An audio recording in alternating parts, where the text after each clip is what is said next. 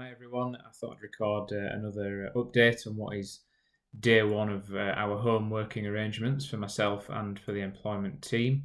I forgot to set my alarm, which was a great start. I am consuming far too many biscuits, and we did have a bit of a Wi-Fi drama for an hour, but otherwise it's gone very well. Start with the issue of workplace closures. There is some confusion about exactly what that means and whether only essential workplaces can remain open. We have had a couple of clients reporting that their employees have been stopped on their commute to work and challenged about where they're going and who they're working for. Just to bear in mind, the ability to attend work is not limited to key workers. The Health Secretary, Matt Hancock, stated that those whose jobs had not already been shut down by government measures should continue to work, but should only be travelling to a workplace where that work cannot be done from home. And in Boris Johnson's press conference today, on the 25th of March, he stated that for those who have to go to work, it's vital for employers to follow rules on social distancing to ensure the necessary protection. So for some reason, the focus has really been on construction sites, and the advice has been the 2-metre rule has to be observed wherever possible. Now, we're suggesting it might be an idea for every employer to be provided with a letter if they are being required to commute to work. If they are a key worker, that letter can describe the nature of the company, the role that they are undertaking within the business, and how they meet that criteria of a key worker. If alternatively it's just that the workplace is remaining open, I think it would be helpful for the letter to just confirm the role that the employee is performing, again, nature of the company, and explicitly state that that role cannot be delivered from home. Moving on to business rates, it was previously announced that those businesses in the hospitality, leisure and retail sector which have been required to shut down would benefit from 100% relief on business rates in the coming year. Today that has been extended to bingo halls, estate agents and letting agents as well.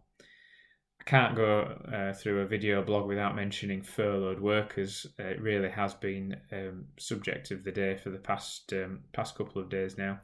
We have had some reliable commentary passed to us that gives a further insight into some aspects of the Furloughed Workers scheme, although we still await further guidance from the government beyond the announcement that was made last week. It's been made abundantly clear that an employee on furlough leave cannot carry out any work whatsoever. We don't know how it's going to possibly be policed, and it probably won't be initially.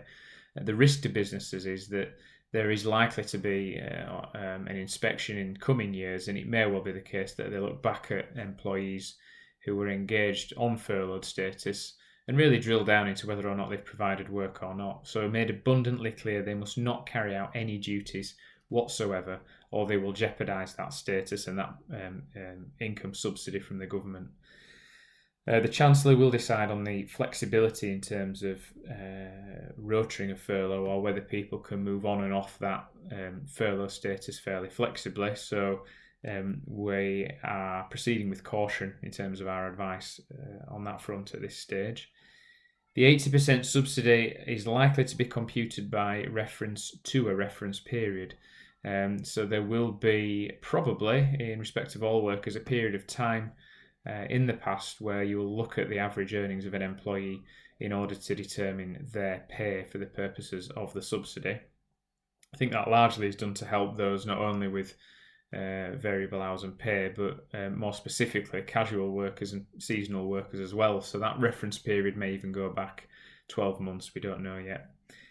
Just to clarify, it is a grant that is paid to the employer. The suggestion is that the 80% of a wage capped at £2,500 will, in addition, also contain employers' national insurance contributions and the minimum pension contributions that an employer is now required to make under auto-enrolment.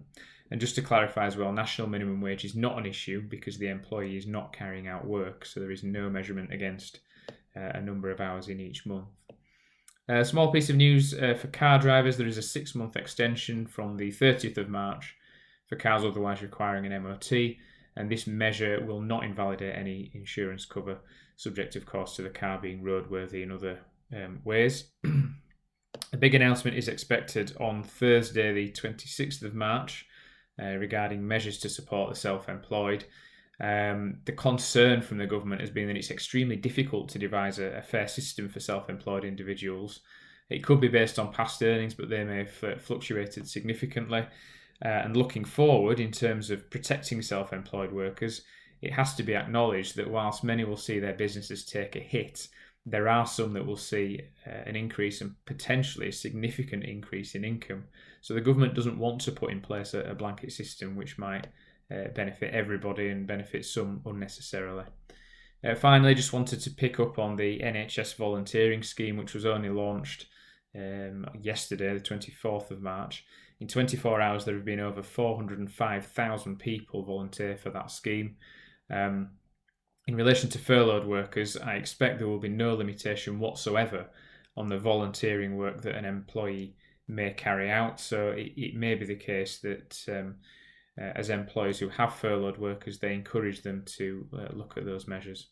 So as soon as we get some further guidance on furloughed status and hopefully we receive an update on self-employed subsidies, we will of course put some more content online.